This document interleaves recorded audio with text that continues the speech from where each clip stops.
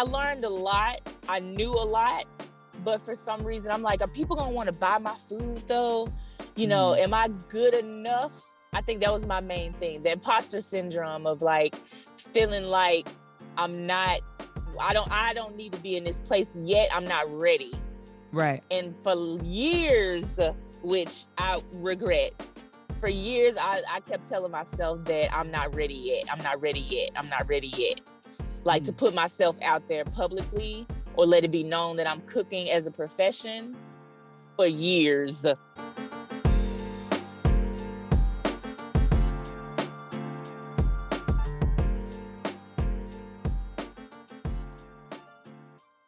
Okay, so we have Chef Mel on the I'm Coming Up podcast. Thank you so much for joining us today.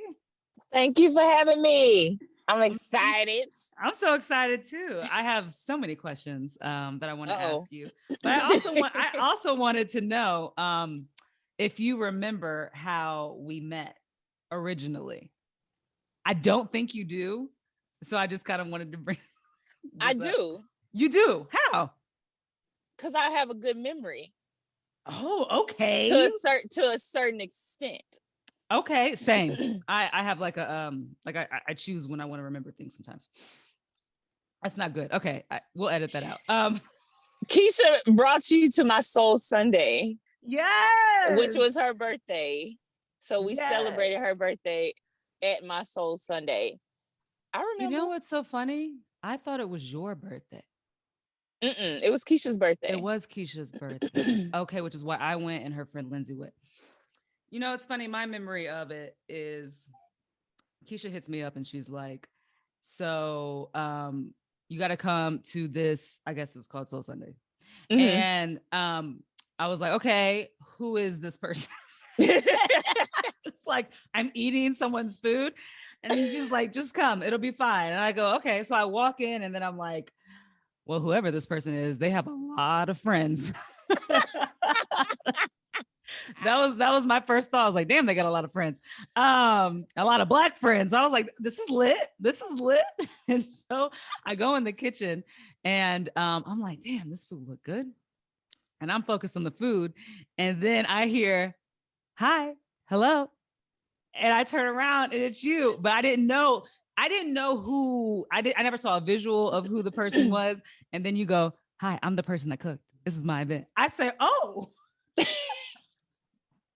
Because you were in the kitchen complimenting the food and everything. You and remember. Your memory is good. Well, it comes and goes, which is crazy because I have a never ending to-do list in my head.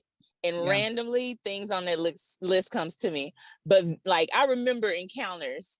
It's weird. It comes to me like later on. It's weird. But yes, I was frying the fish and you were in the kitchen looking at the food. Looking at the food. Not even wondering whose event it was. It was yours. Nope, just look at the food. Well, the food was fire. I remember telling Keisha afterwards, I was like, who is she? Like, wait, who is this person again? The food was good. You definitely put your foot in that food. Thank you. So that's, I think, my only experience tasting your food, but I only needed that one experience because I've been telling Keisha, I think I might've told you one time that one day, whenever I have an event, I already know who is going to be cooking for my event. And it's you. Thank you. You're welcome. So I wanted to start off. You are. I wanted to start off with a few rapid fire questions just for the people to get to know you and who you are. Okay. Don't get weak on me for some of these questions. Okay. Oh, Lord. Okay. It's not bad. Okay. So first, tell us your favorite song. Do you have one? My favorite song is Tennessee Whiskey. By that white man that performed on the Oscars recently. Yes. I just heard that song for the first time after the Oscars because of him. That's my favorite song. That's a good song. Shout out to you. And I don't really listen. You listen to country like that? I don't. My mom, it was one of her favorite songs. And like that and Tracy Chapman was like all of that and a couple old school. So when it comes to my playlist, it's kind of, it's a variety, but it's all like that soul music. And he be singing for his soul for some tennis, talking about some whiskey at the end of the bottle and love and I love it. I love it. I'm so surprised I know a country song that someone mentioned. Okay. Sorry, this supposed to be fast. That's the only one. That's all. Maybe a Carrie Underwood. Maybe I'll know that. Oh, right. Or Leanne Rimes, because I think she was popping when I was growing up. Okay, that makes sense. All right. Yeah. Okay, favorite Ratchet song. Favorite Ratchet song is Up with Cardi B and Megan Thee Stallion. Up, then it's up, some in the stuck. I'm dead. Okay. Over here doing the moves. What's your favorite film? Do you have one? I know you mentioned you don't watch like too much TV, but do you have a favorite film? Probably The Devil Wears Prada. Oh, I love that one. That's a good one. Yeah. Okay. Favorite TV show. Favorite TV show. Oh, that's tough. You know, oddly, I like Cheaters. You like who? Cheaters. So that's reality. Okay, favorite reality. But it could be anything. I wasn't specific, so it could be reality. Cheaters. Because like I think in my before life I was a detective. So like I take it back. First 48 is my favorite show. First 48. Okay. I could sit and watch First 48. Like if you lock me in a room, I'll be good forever. So basically whoever dates you in the future, they don't need to be messing around because you're gonna find out. I pay attention to the flags. Like I don't get dickmatized. I like all the glam and glitz. Oh, that's nice. I take them, but I'm still watching. Yeah. Yeah. No, I don't. You're smart. So, I could have used you like a year ago. It's fine. Who's your favorite like person in your field or your industry or someone who inspires you? They can even be like, they can be coming up too that no one might not even know who they are. Mm-hmm. Chef Naisha Arrington. Okay. She's a Black female chef doing the damn thing. Come on, Naisha Arrington. She is doing it. She just did a show. I think it was Level Up or Next Level. Don't quote me on it. Fine. With Gordon Ramsay. Like Ooh. She just did the TED Talk. Like, and she's so personable. Like we actually meeting for the first time tomorrow. We're working out together. So yeah, she's into fitness and health and just an overall humble and, you know, a person that wants to see others come up, you know, with her. And that's rare in the industry. Yes. And in the industry, it's all crabs in a barrel, but yeah. I know that was kind of extended. I know. I was about to get into it, but I was like, sorry, it's supposed to be rapid fire. We'll get into it later. I was like, especially when, you know what, I'll stop. Right. So favorite, 3 more, favorite inspiring quote. You have one? Like a quote that you might live by or? Scripture I live by is Proverbs 3, 5, and 6. Trust in the Lord with all of your heart.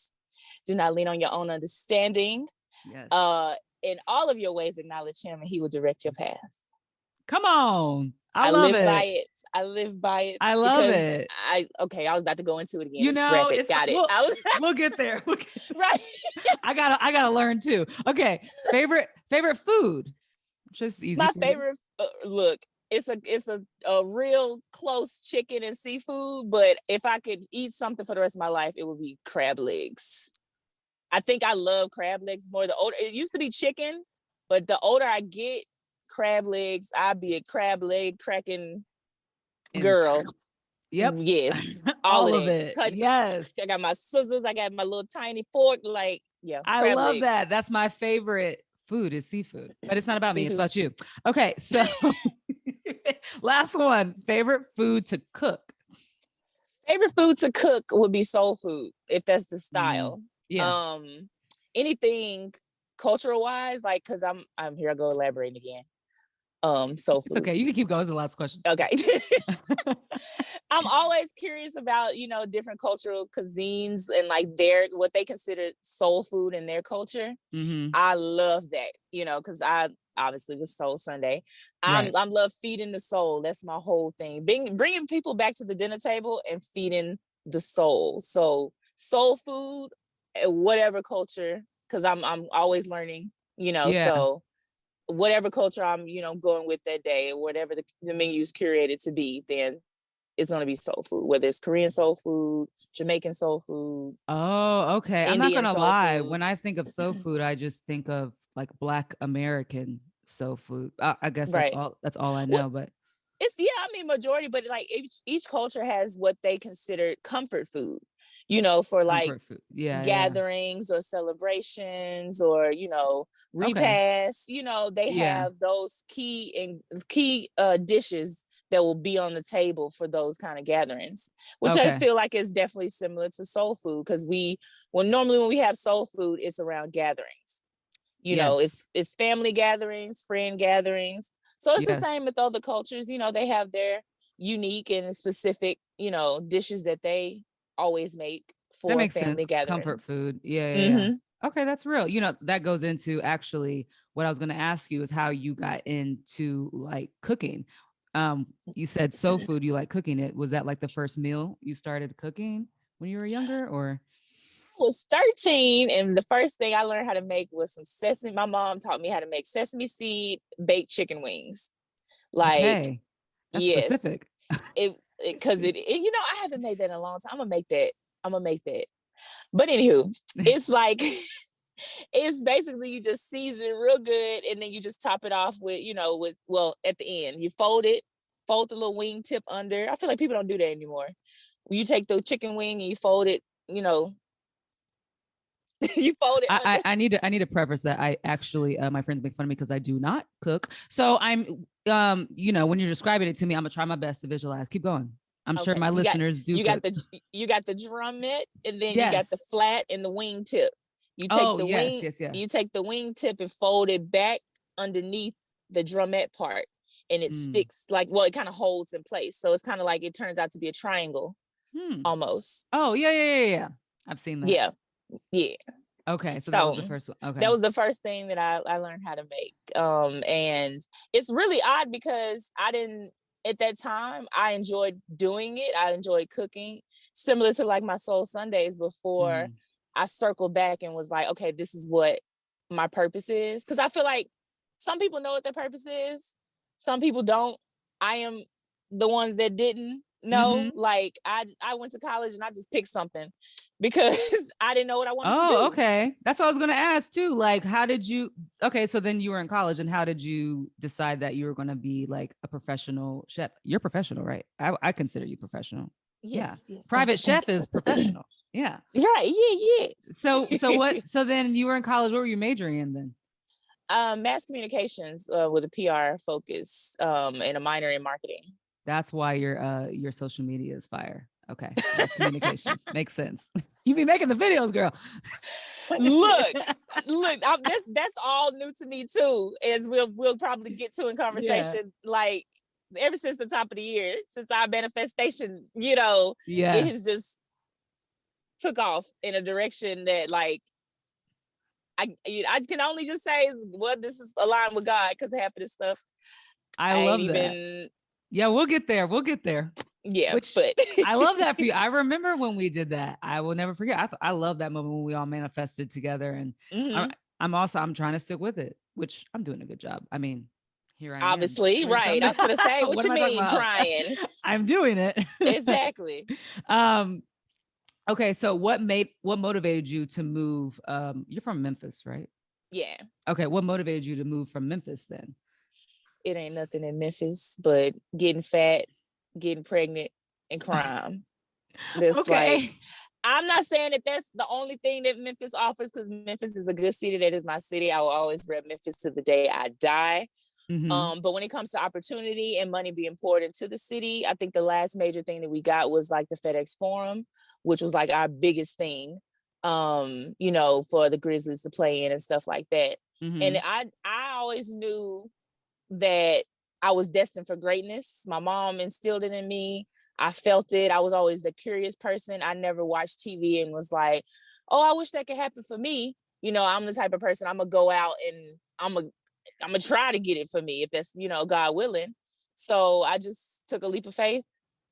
And I'm gonna go back. In college, I had an internship for a summer out here. I skipped that. Sorry. Yeah, no worries. Sorry. I had an internship for a PR firm here, and it started remotely. And then I just came over for the summer. Okay. Absolutely fell in love. I knew one person in California.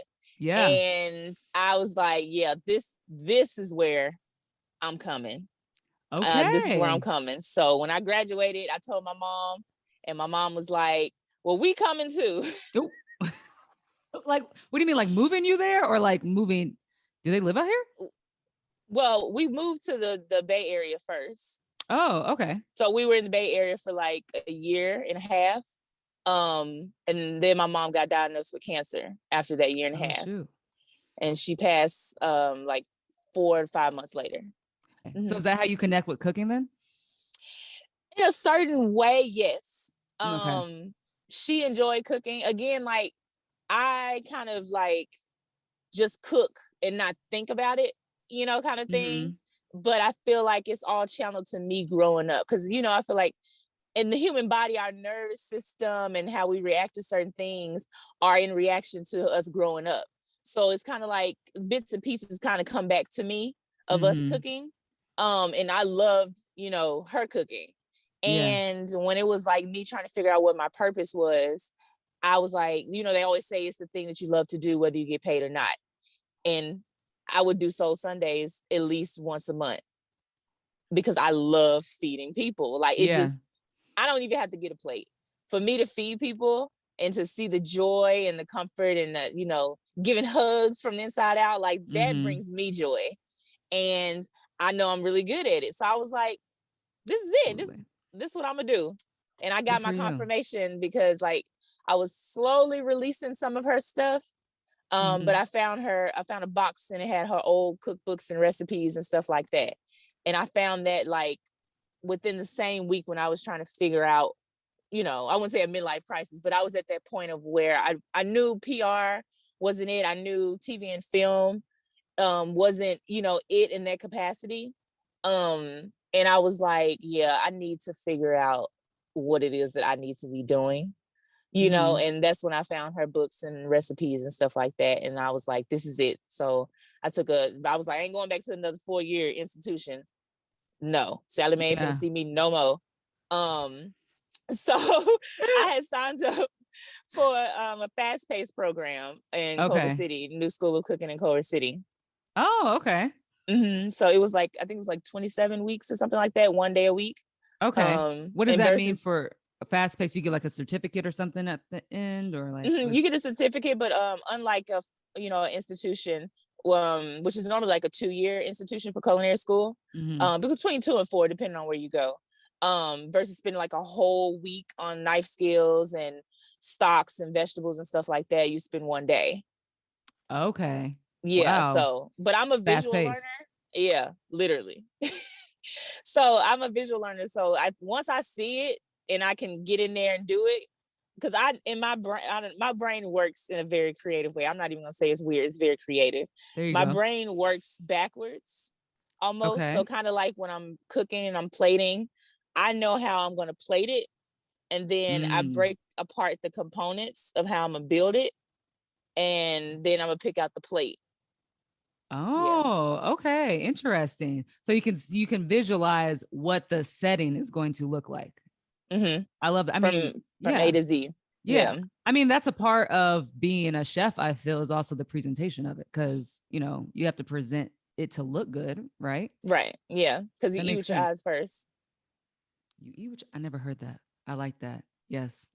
Cause if it don't look good, you're like, I ain't eating that. Right. I mean, listen, chitlins was the one that tricked me. It didn't look good. It didn't look good. Oh God. Oh God. I still ate it with some mustard and hot sauce. Oh God.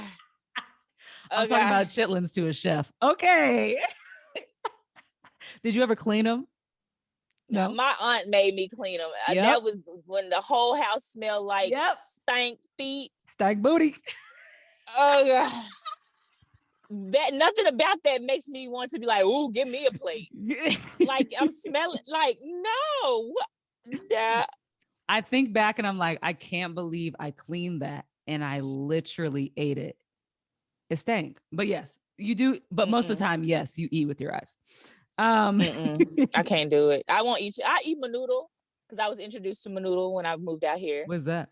Menudo is in the Mexican hopefully I'm saying that it's either Mexican, Latino. I'm sorry, I'm right. learning the difference. Latinx, not trying to offend anybody. Right. I want to say it comes from the Mexican culture, menudo, but it's basically like it's like a stew, like a red stew, almost stewish. But menudo is basically the inner lining of the cow's stomach.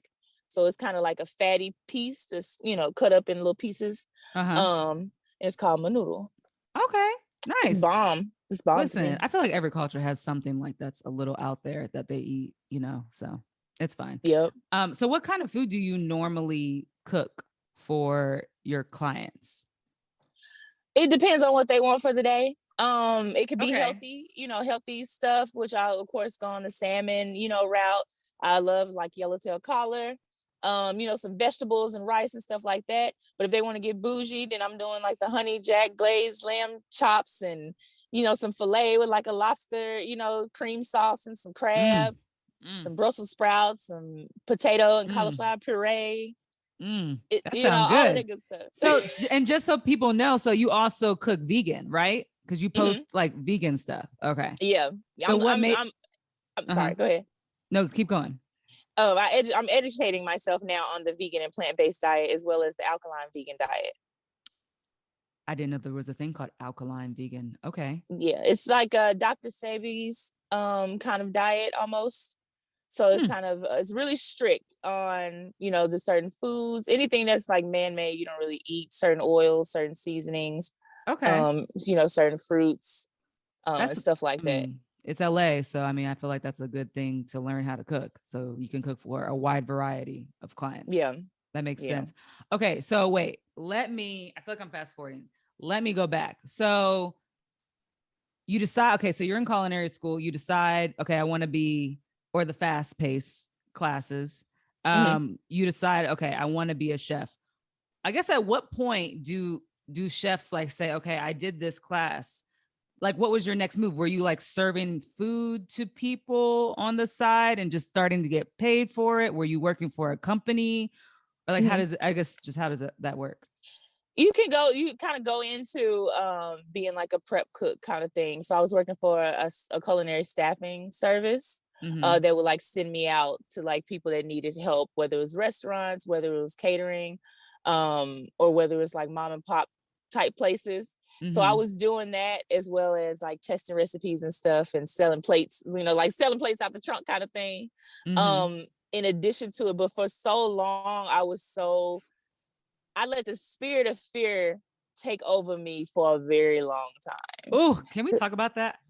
Yes, let's talk about it. Yes, tell me. And listen, you talking about fear? I love talking about fear because here's my theory. You let me know what you think about this. I don't believe, so when people say like fearless, I'm fearless, I just don't believe that exists. Or if it does exist, for me, it just doesn't inspire me because I get inspired by people who fight through the fear is the phrase that I like to use. Yeah. So you're basically saying that you fought through the fear because it held you back for a while. So tell us about that. Definitely. I feel like I learned a lot. I knew a lot. But for some reason, I'm like, are people going to want to buy my food though? Am I good enough? I think that was my main thing. The imposter syndrome of like feeling like I don't need to be in this place yet. I'm not ready. Right. And for years, which I regret, for years, I kept telling myself that I'm not ready yet. I'm not ready yet. I'm not ready yet. Like to put myself out there publicly or let it be known that I'm cooking as a profession for years. And it wasn't until, I would say right before the pandemic, actually, where I was really trying to, I was cooking for people that I knew. Like, okay, so that's what you were doing before you put yourself out there? Yeah, like before I put myself out there publicly. Like I was still working for the culinary staffing agency, and working for different gigs, here and there for that. And then I had a couple of private clients that I would cook for. And I was only taking referrals. So for me, that was my safe space. If it was somebody I didn't know, that would have freaked me out at the time. So like if I knew you, I'll cook for you, and if you referred me to other people, then that's fine. because I wouldn't, it would be weird because I don't know the referrals, but for some reason, for me, that's the way I connected it. I still would know you. So I was cooking for, a lot of people in the Hollywood Hills and stuff like that. And that wasn't scary, or, feeling like I needed to be a certain level or anything like that. Yeah. And probably so, also because like the referral, you kind of know that these people aren't crazy. Maybe also that too. Did you feel a little bit more comfortable? That too. So then what was the moment that was there a moment you said before the pandemic or right before the pandemic then? Was that the moment that you said, okay, I'm just going to take this to social media because life is getting shut down? With that and trying to pivot, like that's when I was like, well, when food, came about again, because after everybody went to the stores and hoarded everything, I was like, okay, I'm gonna just pivot. I'm gonna use this time. I'm gonna do some recipe testing. I'm gonna, practice certain things and just keep cooking. And then that's when I was selling like, restaurant dinners at home, where I would just, I would curate a whole menu and then just leave it, on the porch. Then for the holidays, I did like a Thanksgiving package and, set it on people's porch and stuff like that. The no contactless way or whatever. Yeah. But I feel like during that time, that's when I had to break through my fear, as you were saying, because I didn't want to be held captive anymore as something that I knew I was good at. And I had to tell myself, and that's just the reality of it, that of course, somebody that's been in the game for X amount of years is going to know more than me, but that doesn't mean that I'm not good enough to work alongside them or even do the things that they do. But in my brain for so long, I was letting fear stop me saying that, okay, no, I needed to have X amount of stuff under my belt first before I could, rumble with these people, and that's not the case. Yeah. That's not the case at all. Shout out to you. I mean, I also wonder, was it a part of it is like, for me, I don't really see, and I also don't really follow many chefs, but I don't really see a lot of Black female chefs out here being promoted on these TV shows. When these TV shows happen, like it's a lot of white people. I don't know. Was that a part of the fear too, that you're a Black woman in this space? I assume this space is mostly white males. It is. It's definitely white male dominated, which is so weird because, they like, it's different in the professional kitchen because it's like at home, women's supposed to be in the kitchen cooking. Like you're supposed to cook the dinner, but in the professional world, women don't know what they're doing. It's so backwards. That's interesting. It's so backwards. Yeah, at home, women's supposed to be in the kitchen cooking. But in the professional world, men like, oh, y'all don't know what y'all doing. That's very weird. I mean, I don't even get me started on that. But yes, the lack of what's the word? Representation is probably a part of it, but I've never been intimidated. Like I grew up, I hung out with boys. Like I like girls, y'all cool or whatever.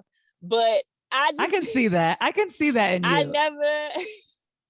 I never just really hung out with too many girls. So I've been like a bulldog, an alpha female, pretty much all my life. So I'm never intimidated by anybody that tries to, belittle me or anything like that. Especially if I know that I belong there, but I feel like for so long, I kind of felt like I didn't belong because I wasn't on a certain level or I didn't know certain things yet. Okay, got you. That makes sense. That makes sense. So I wanted to ask you, and I know who you've cooked for, so I wanted to open the space for you to tell your business. And because I'm not trying to like say things that shouldn't be said. Right. Don't say that. All y'all need to know is Mel is the shit. But I wanted to ask you, whoever you're comfortable mentioning, like who was that person? Because we're all coming up, but like at the beginning of your career, of your professional career, who was that person that you started cooking for and you're like, okay, I'm doing it. I'm making it. I'm out here doing my shit. Whoever, or it could be like anything that you've cooked for. It's crazy because I've had like a roller coaster of those kind of moments. I feel like every booking is kind of like those moments. Cause I mean, like I just helped out the chef at Coachella on this past Friday. Oh. And that was a great moment. Then there was a specific artist that I can't name. That was a huge moment. I'll cook for Jennifer Lewis. Like KevOnStage, Kim Whitley. Love that. How did you get introduced to Black Hollywood? I worked in Hollywood for a long time. Okay, okay, gotcha. Yeah, I was an assistant for about 4.5 years. So I was working two professions at the same time. Shout out to you, the hustle. No. No. That team, no sleep. No. I was like that in the beginning, but no, I do not encourage that. That is some crap. When I 100% agree.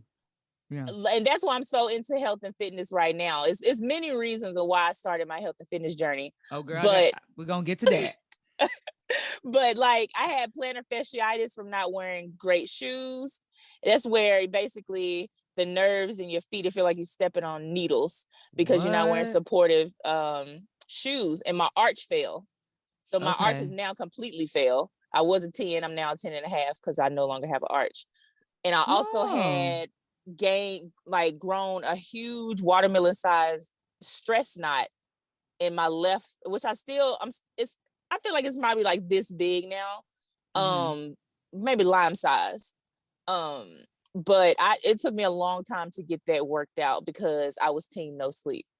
Wow. So then let's get into that then, because I love that you said that. I didn't know the hustle was like that, so thanks for elaborating.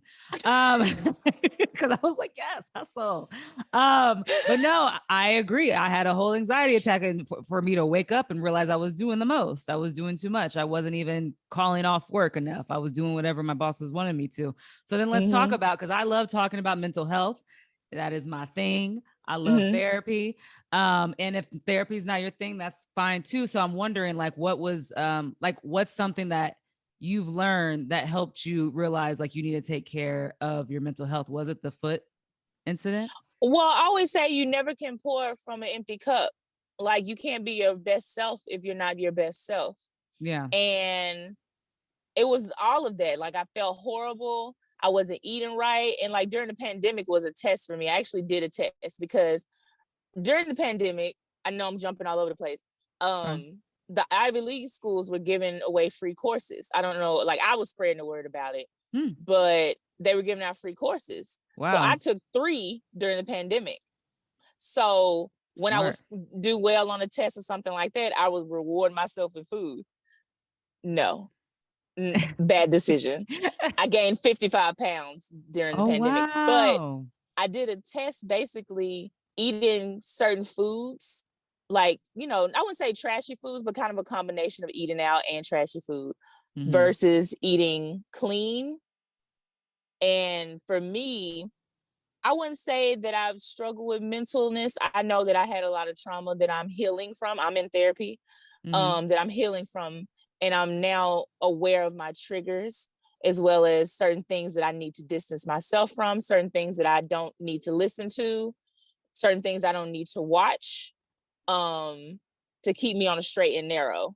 And the diet, I felt emotionally, I felt so much better. Like when you eat like trashy food, it puts you in a trashy mood. Like it makes you, I feel like it makes you like, if you're going through depression or whatever like that, I feel like it heightens it. Yep. Because you're not eating nutritional things that are feeding the brain and the amygdala and all of that stuff. It's not doing that. So that's when I was like, oh no, I gotta get up, I gotta change, because I was feeling like crap. But I know not a lot of people can be so self-aware. And I just knew, because it's just me. Like I don't have a huge family. That's a whole situation. But it's just me. So I know like what I'm capable of and what like my mom instilled in me and what I'm destined for. So like I might fall off a little bit because I'm human. You know, I might get down and stuff like that, but I know that I have to get back up. And if I'm not my best self, I can't accomplish those things that I'm setting out to do. I like how I love that you said that, because ever since we had that manifestation thing, I've been like, okay, I need to eat, I need to eat healthier and work out more because it makes me feel better. So was working out also, because you're talking about eating, but like, were you working out before that, or was working out not a part of your life? Working out that fork. Okay. That wrist every time you dug into the look, I got an A in class. Let me go give me some steak. Like that's how I was I was considering it rewarding. No. Yeah. So are you like vegan now? Like, how did you decide to change your eating habits? I mean, like, I guess what specific foods did you decide to stop eating in order to? Well, initially I after the pandemic I gained 55 pounds. And I was real round. And I was like, yeah, we got to get this together. Also, too, I was still let that fear stop me. And I would start things and not finish it. And I was like, okay, I know if I start this journey, I'm gonna have to be disciplined in different areas when it comes to mind over matter to get through the workouts. And when it comes to having a diet to see the results. And just for me mentally, it just releases so much, you know. And I was like, yeah, this is the journey I'm gonna do, and I'm gonna do it. So it's now turned into a lifestyle. I've always been curious about the vegan and plant-based lifestyle. And just for me, just finding the balance, I go vegan every other week. So okay, I like that, because that's real life. You know, you can't just go cold turkey forever. Seafood, favorite food is seafood and chicken. Yep. I understand. I know, like, I've seen all the horror documentaries about chicken and plumping. But I can't stop you. I already know. But what I cannot do is stop eating it. Right. Sorry, y'all. But, you know, I love the animals. I love the kids, love the animals. But I go vegan, you know, for the health reasons, not so much the animal side of things. I love animals, don't get me wrong. But for me, that's what I found a balance in. Right. And having that kind of, you know, diet. That's real. That's actually inspiring that you even like motivated yourself. Cause a lot of the times, like for me, it took a photo that I looked at myself and I was like, oh, okay, I've gained some weight. I need to, like, you know, you hear about people like, oh, it was a picture. I was like, I've never had that before. Honey, I had that months ago. I was like, yo, Ebony's gaining some lbs. So was that like, did you look at a picture of yourself I couldn't fit no more in my clothes. Okay. or everything was tight, like you know, you see stuff like about to bust up out of it. That was me. A wake up call. All of my shirts, like all of my pants. Yes. Well, shout out to fitness. And I'm so glad that did you invite me to that hip hop booty shaking thing that we went to? Not booty shaking. It is called wine. Sweat and wine. Sweat and wine. Yes. That was fun. Yes, I love stuff like that. So if you have any more of those in the future, I will go. I love stuff like that. Yes, definitely. I want to talk about like fear, since you were mentioning fear. Like, is there something that you're currently overcoming as far as fear that you're fighting through? Yes, a combination, actually. Okay. Because God is now taking me in a different direction this year. Because we manifested coins and connections at the top of the year. Hashtag coins and connections. Hashtag coins and connections. Which I've actually added 2 more C's, so it's 4 C's: content and contracts to the coins and connections. Oh, yes. Okay. All 4 of those. Okay. You got to inform the group. Okay, great. Yes. Right. I said that today. I was like, oh yeah, I'm gonna add that in there. So I'm sending it to the group. Okay. But I never pictured myself in front of the camera. I never have wanted to be in front of the camera. I never wanted to be the face even of my business. Like, just eat the food, see the food. Don't it look pretty? You know, that's just never been me. Working in it, experiencing, you know, all of that. And plus I'm a private person. So being in the limelight, that's just not me. But God, like, threw 3 TV shows my way. I didn't apply for not nan one of them. Wow. That was real country. Supermarket Sweep? You didn't apply? Well, can you tell us how you at least got that? They reached out to me. Okay. But how did they? You don't know. I'm asking questions that, yes, we don't know the answer to. I have no idea. They reached out to me, and then they sent me the application. Well, apparently they already had an application from me, and that's what I'm saying. Look, the power of God. Okay, what's for you? What's for you? You will have. All right. I did not submit, and some people, you believe it or don't, I don't care. I'm telling you my testimony. Whatever. And I didn't apply for it. Wow, that's amazing. I have 2 shows that are coming out. Can't talk about it? Can't talk about it. But they're coming out maybe summer, fall. You know how TV works. It'll be like 3 months later. Yeah. That's my guesstimate until they email me and let me know. Right, exactly. I didn't apply for those either. Wow, that's amazing. I mean, first of all, your social media is fire. I remember, when I tell you, I sent that email to the coworkers, and I did not expect anybody to respond, because a lot of people be like, oh, this. And I had about 7 people say, this was a great referral. Like this. This is like, it says a lot about your social media. So that's probably also how those people were like, oh, we need her on our TV show. Like, you really, I could just tell you put effort into your content. So shout out to you. Thank you. I love that. I feel like that's the fear part that I'm getting over, being in front of the camera. Which is again, it's crazy because I've never pictured myself taking that direction, but doing those shows in high stress environments, it was a breeze. Wow. It was a breeze. So I'm getting over the fear of being in front of the camera, because I feel like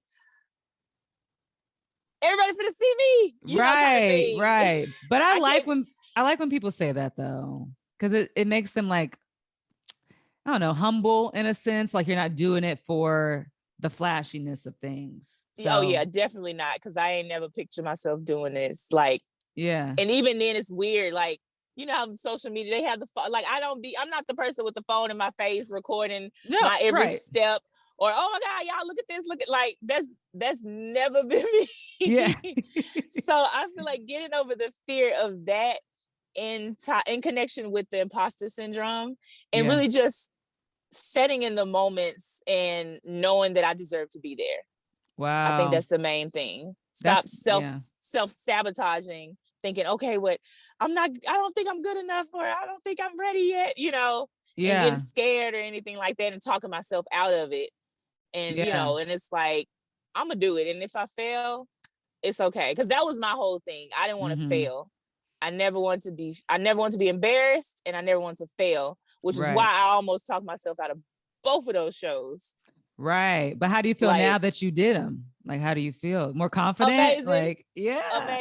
Amazing. Cause my therapist was like, it's what you tied to the event, and I was feeling like one of the shows is huge. And I was like, it's life or death. I gotta do amazing.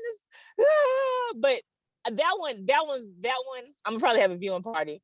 That one is full circle. That one's full circle. That was full circle. Whenever you can talk about it is what you... When I can talk about it. Yeah. And if you follow me on my social media, and we'll give them the social media at the end. Okay, great. Yeah. If you kind of follow my journey a little bit, when you see it, it's probably gonna make you cry. Oh my God, I love those moments. Can you please have a viewing party? Come on, celebrate yourself. I will. So I was just happy to be there to make the connections, regardless of, of anything that happened. I went into it. I'm here. Yeah. I am here. I don't even know how many people applied to be here, but I am here. I'm so excited to find out what it is. It's fine. Oh my God. It's fine. Whenever you can announce, I'll just wait on that group look, text. I'm putting it, look, my thumbs gonna move so fast when I see the first trailer. or snip it or clip it. Oh Lord. Yes, I'm happy for you. You're a beast, man. Shout out to you. So I want to be cognizant of your time. So I just want to ask a few more questions. So what boundaries have you learned to create while, you're up and coming and you're cooking for people? I feel like you're in people's spaces and, I don't know, maybe you're at someone's house and they're like looking over your shoulder, make sure you don't put too much salt in the dish. I don't know. Like what boundaries have you had to create for yourself and while you're working in sometimes other people's spaces? Well, I tell them I don't care if I'm in their house or not. Y'all ain't coming in the kitchen. Get out so here of we the are. kitchen.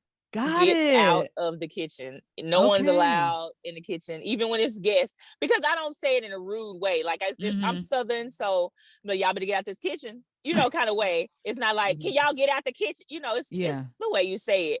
But just like, just saying, stay out the kitchen. We got pots, knives. I don't want nobody to get hurt. I don't want, nothing to happen. And plus, we sticking and moving, kind of thing. Because some people don't realize or don't understand why they can't be in the kitchen sometimes. Yeah. But I feel like they already know. I don't know if that's what I give off.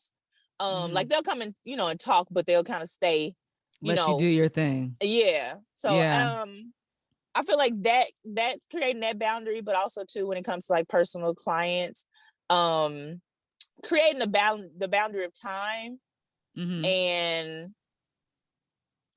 consideration when it comes to like informing me, like if there's events or something like that, just having the time and, consideration to tell me enough time so I can have ample amount of time to prepare. Oh, that's what you mean. Like, don't be like, hey, this weekend, it's Tuesday and this weekend we have something. Yeah. Or maybe it's Thursday. Right. 2 or 3 days before or something like that, Yeah. Last minute stuff. Yeah. Just basically just teaching people how to respect their time. Because a lot of people, I would say a lot of people, some people, they're so, they're moving fast. And sometimes they don't think about, it might come at them at the last minute, like afterthought, and just like, oh shoot, we need to hire, Chef Mel or whatever like that. So I get it to a certain extent, but just long as you communicate, this is how I communicate. Just like, if you want to have an event or you need, something changed or something like that, just give me at least a week, heads up. Yeah. And I feel like that's not too much to ask. I have a question.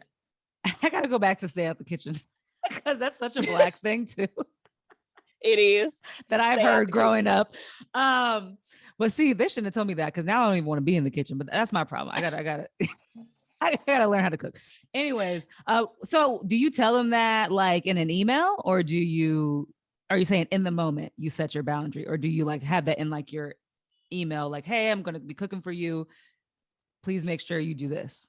Yeah. Oh, definitely. Okay. I always ask for at least a shelf in the fridge and the freezer. Okay. I ask that, that the kitchen is clean before I come, and fully accessible and, and people free basically. Yeah. That's real. So boundaries are important. Yeah, you have to, because otherwise, like you said, people be over your shoulder and seasonings like, get off my back. Trust me, I'm good. Yeah. I'm Chef Mel. What do you mean? Right. So tell us something about your industry that a lot of people may not know. Like, what do you think is something like what, like, do you, so for example, you were saying like we are in the kitchen. I was going to ask you, like, to be honest, I just assumed it was just you in the kitchen. So you have like a team of people that cooks with you. Yeah, I have a couple of sous chefs that I hire on depending on the party size. Like if it's like 15 and under, normally I can do that party by myself. But if it's 15 or more, then then I bring on, depending on the number, obviously. Then I bring on additional staff when it comes to that. But normally, because I like doing private dinners and dinner parties and stuff like that, it's normally like 10 and up. So I have a sous chef with me, or I have, kind of like an assistant who helps with, clearing the plates and washing the dishes and getting everything packed up and, stuff like that. So you did get an assistant. I remember you were talking about getting one. Not full time, but I need one full time. Jesus, I need a manager and an assistant. Amen. Okay, she needs a manager and an assistant. People, if you know someone, Any specifics that we need to tell the future audience? That doesn't exist, but they will. Look. I just need somebody that's like humble on top of it and have fun with it. Cause like, that's the thing, like in a professional setting, there's a lot of chefs that's, like French trained and they cussing you out like Gordon Ramsay kind of thing, like Hell's Kitchen almost. Like that's real life sometimes in the kitchen. But you just, like they say, if you can't stand the heat, get out the kitchen. Yeah. It's true. But when I do events and stuff like that, even like referrals, people are like, oh, you're so chill and stuff like that, because I don't like stress.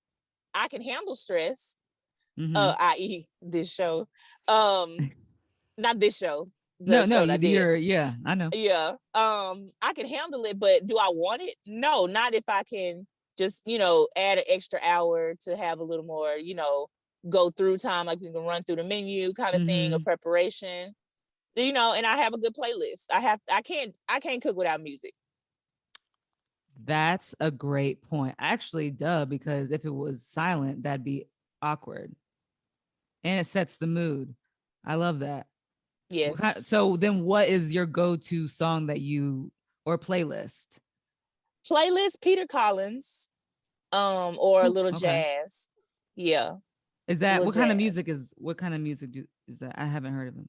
Peter Collins? Mm-hmm. It's kind of like a century soul, like him, a little bit of Erykah Badu, Lauryn Hill, Angie Stone, kind of. Okay. That's kind of my vibe, and then slide in some Megan Thee Stallion in there, right. And slide in, some old school, because I'm old soul. I'm young but old. Like, I'm like the auntie grandmama.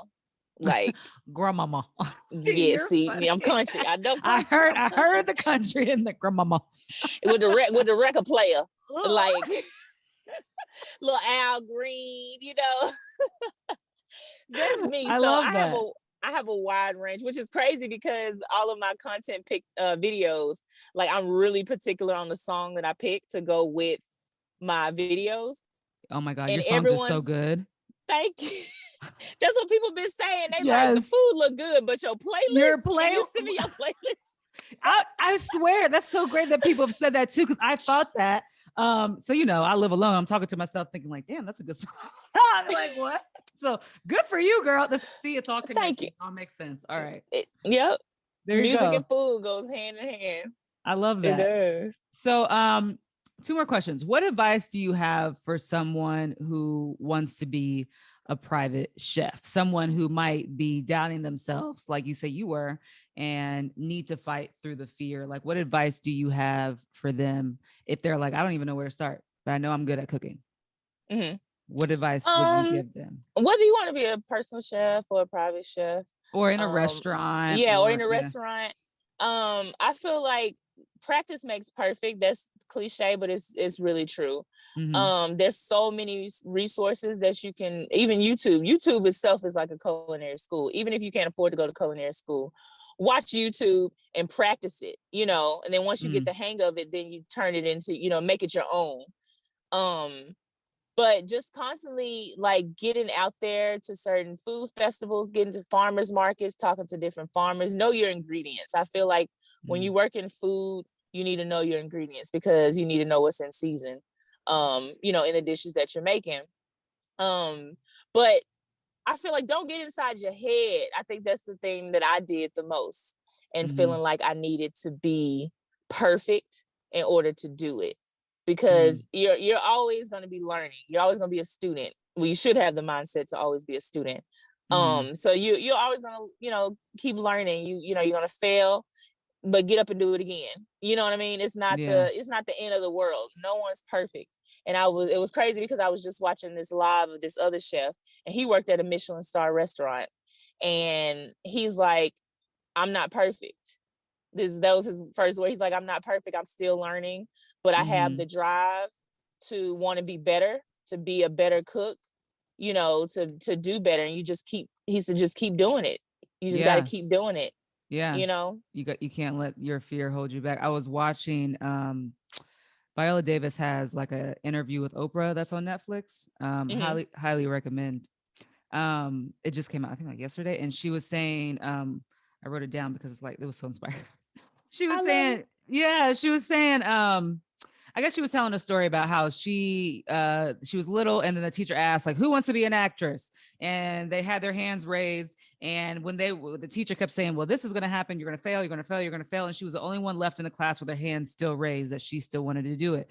And she apparently, in her book, she said, my dreams were bigger than my fears. And I was like, oof. That's deep. That's real. It is. I feel like finding your why, once you know what your why is, and like, even with working out, for me, like, I had my why, because I feel like if you don't have your why, you're just doing it. And for so long, I was a hamster on a wheel, because I was just doing it. Like, I didn't have a plan. I didn't have any structure. I didn't know what I was going to do. And that's kind of hard, you know, to pray for certain things. You know, if you pray, I pray. So it's like, if I'm praying for like finances, or God, I'm praying for you to get me out of this situation, or I'm praying for this specific opportunity, and it's just glazed over, you know, it's not specific. It's kind of like, how can I expect to go through those different things that'll not only teach me those things that I'm praying about, but open those doors for opportunity, if I'm hiding behind fear and I'm not even getting out there to do it, or I'm not preparing myself to do it. So having that why, and like you said, like, having those dreams and goals, like, that's for me. Like, I knew once I moved out here, I wasn't moving back to Tennessee. Yeah. Whatever it entailed to keep myself, you know, worth, and, you know, I ain't going out here and selling no ass or nothing. But I was gonna hustle. Nothing against selling ass. I mean, hey, everybody has their story. I ain't nobody. But you're saying it wasn't for you. It wasn't for me. Exactly. I wasn't selling my ass. There you go. So I was like, I'm gonna hustle, bustle, and that's what I did. I was I worked for this. I don't know if it still exists, Task Rabbit, but it's kind of basically where it's kind of like it's where people will post different things, like if they need help moving furniture or cleaning the house. Heard of that. Yes. Yeah. I was cleaning apartments for $35. No, for real. Wow. Didn't know that. Yeah. The hustle. You do what you got to do. I was on the bus with a mop and a broom before I had got my car. Wow. And look at you now. Look. You got a nice car. I've seen the outside of that car. You got a nice car.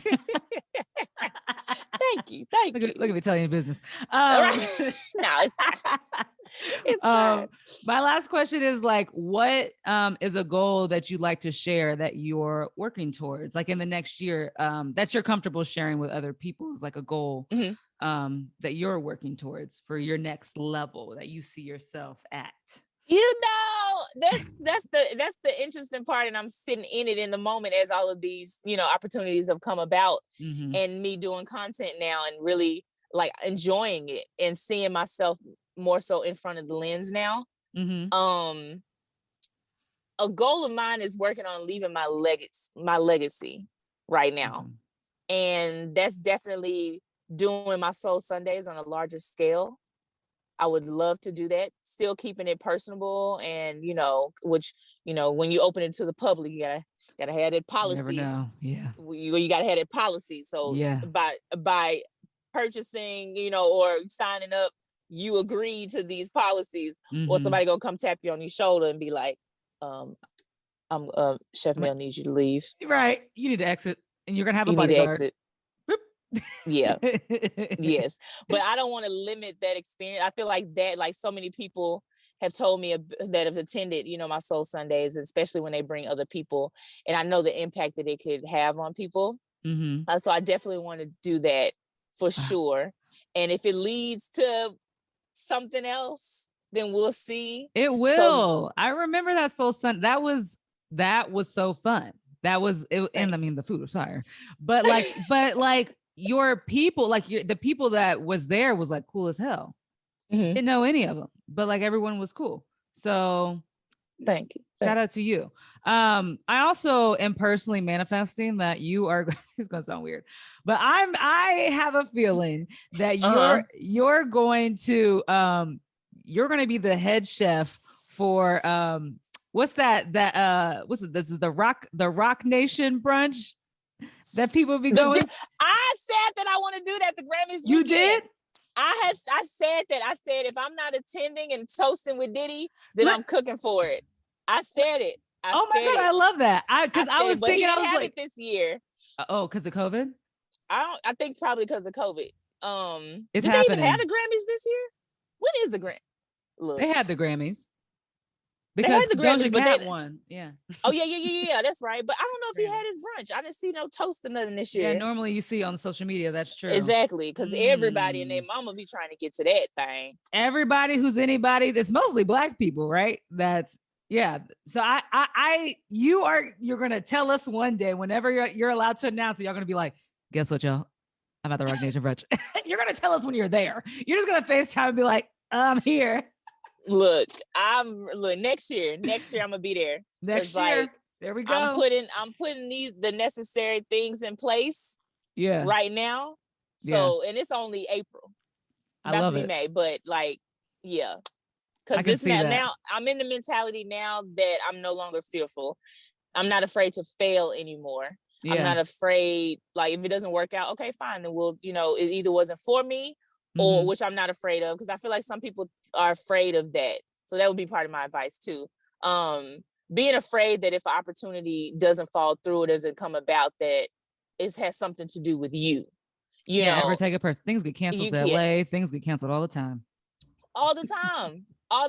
Yeah. Or it just wasn't for you. And half the time later on down the line, you see whoo, glad that didn't go through. Right. Or, now I see why that didn't go through, because now this is coming about, Yeah. So I just feel like just trusting and knowing that everything is aligned for a certain reason. And if it doesn't happen the way that you envision it, don't go, get hard on yourself or start self-sabotaging down a rabbit hole. Because you start questioning yourself or questioning certain things.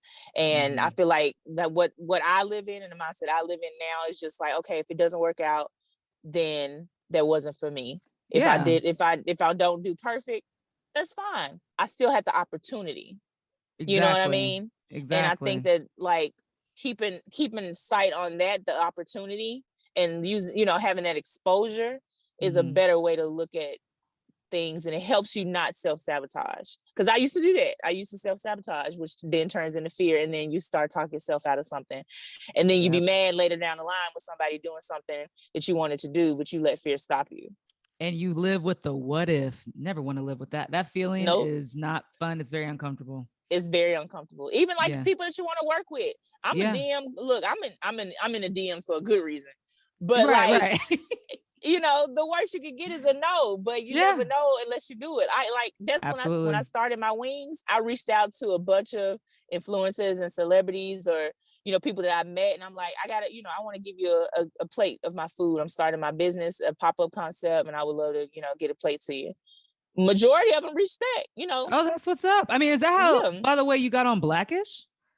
You no, I got on for Blackish, right? Yeah, I did wings for Blackish. Because I worked on Blackish for 3 years. Oh, I didn't know that. Shoot. Yeah, I worked on Blackish for 3 years. But that was all through referrals. I love that. The word of mouth. Do not underestimate it. This is LA. You never want to underestimate. Yes, people say something good. Yep. Okay, so this last thing, I want to make sure that on my podcast, that since it's about coming up and people are working hard and we're at the beginning stages of our career, is the whole point of this podcast. Basically the podcast is before you win an award. I want to give people this before people start finding out about you. This is what this podcast is about. I love it. Even though people already know who Chef Mel is.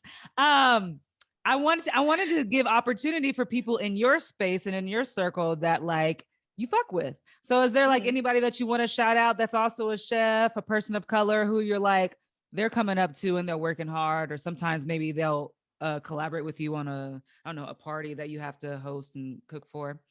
Yeah. Chef Al, Chef Tierra, Chef Dom, who I recently met, and he's just energy is just amazing. Chef Ro, She's like where is she at? Is she in Richmond? I met so many people on social media and kind of like following their path. So they're not all in LA. I like that. Yeah, all the first people. Chef Ro, she's not in LA, but she's like one of the only Black instructors at the culinary school that she works for. Ooh. Amazing. It's like a bunch of dope people. Who else? No. Like Chef Katina from Sweet Blessings. Okay. It's a bunch of dope, like it's a bunch of dope people out here. That's dope. That's dope. So you are meeting, so that's how you meet people of color that are in your field, is through social media? Yeah, through social media. Gotcha. Yeah, that, or I met some of them through the Women's Business Center here in LA, which kind of offers free workshops and stuff like that. So that's what I was saying, like with resources, like there's constantly events and food festivals and stuff like that. And that's how you meet people, you know, in your industry that works, you know, at like Tastemade and BuzzFeed and places like that. Because those are the people that are at these events, you know, and you got to get out. You got to get out the house. You can't meet, you know, can't meet people. Yeah, you know, if you're in the house, and it might be scary. Like some people might be introverts. I get it, you know, but you know, the events, and even if you're on your phone or social media, like the engagement on people's posts and stuff like that. Like I've built a lot of. It's a bunch of people that I haven't even met in person. Chef L, for one, L Simone Scott. She's in Boston. Jesus. L Simone Scott. You can look her up on social media. Yeah, she's amazing. She works at America's Test Kitchen. She's done a lot of amazing things. And we have built a sisterhood, and I've never met her in person. And it's like those organic type relationships. Those are the people that you know, you meet other people that want to see other people come up, like that genuinely want to support. And she genuinely supports me. We have never met. I love that. You remember those type of people, because I mean, where we live, it's all about like, what can you do for me? Who do you know? But when you actually meet someone who just wants to get to know you, that's special. That's what it is. She's even referred me for jobs. You know, even like with the Coachella thing, like that was my first time meeting, you know, the chef. Like, but he looked at my stuff and he's like, yeah, you know, need you to come out and help, you know, kind of thing, and referring. So it's shout just out like to you working Coachella, by the way. Okay, I can't talk to you for hours, but I think I'll let you go. But shout out to you. Shout out to you. Thank you. I just want to say that you're a beast. I see a lot of good things in your future. Listen, I got my crystals over here. Yes, I know. Good energy. I'm sending it your way. And I'm just proud of you. I'm happy for you, and I'm rooting for you. I am rooting for you, girl. Thank you. I'm rooting for you. Thank you. I appreciate it. Where can the people find you? Social media, email, what's up? You can find me on social media. My website is, you know, getting finished. That's another thing too. I'm kind of working backwards. So it's okay for all the listeners. Get your website done first. Word to the wise. There you go. Word to the wise, because the guy that's doing my website, I've sent him everything, like all of the press, all of like, it's a lot of stuff. That's good. It's gonna be a good website then. It's gonna be a good website. But in the time being, you can find me on Instagram at Melnificent Foodie, MELNIFICENT FOODIE. Look at you. Yeah, you've been on a couple podcasts. Okay. I love it. Professional. At least I do like on the phone. M as in Mary, E as in Eric, L as in Larry. I would have been Nancy. Like, all right, Mel, we gotta go. And what's your email? Did you give the email if they want to email you? Yeah, my email is Melnificentwings with a Z. So MELNIFICENTWINGZ@gmail.com. There you go. All right, girl. Thank you for being a part of my podcast. I'm coming up. And you are coming up, girl. Woo, you are. Yes, Lord.